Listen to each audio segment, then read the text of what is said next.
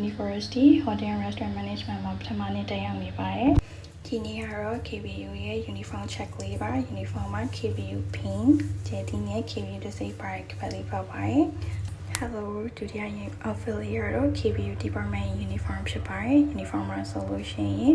uniform ရဲ့ဘယ်ဘက်ခြမ်းမှာ KBU logo လေးပါပါတယ်။ပြီးတော့ scarf လေးရဲ့ scarf ကတော့2ထိရှင်းအောင်ပေးရပါတယ်။ personality clash ရဲ့နေဆိုရင်တော့စတော့ဖြစ်မနေထုံရပြီးတော့ full outfit ပေးရပါတယ်။ Hello အားလုံးပဲမင်္ဂလာပါကျွန်တော်တို့ဒီ KBU မှာ ABDN တက်နေတယ်မင်းခန့်တော့ပါကျွန်တော်ဒီနေ့ကတော့ KBU ရဲ့ uniform outfit ထက်လေးလောက်ပြသွားမှာဖြစ်ပါတယ်ဟုတ်ပထမဆုံးအနေနဲ့ဒီ KBU ရဲ့နှစ်တိုင်းပေါ့နော်ပြီးရင်ဒီ KBU ကျောင်းတို့ပင်ပြီးရင်ဒီ KBU ကပတ်ရဲ့စတိုင်ဘက်အမင်းအောင်ရှိရဲ့ဒီဖနက်ရဲ့ပေါ့နော်ဟုတ်ဒါပါပဲဗျအားလုံးတက်တာပါ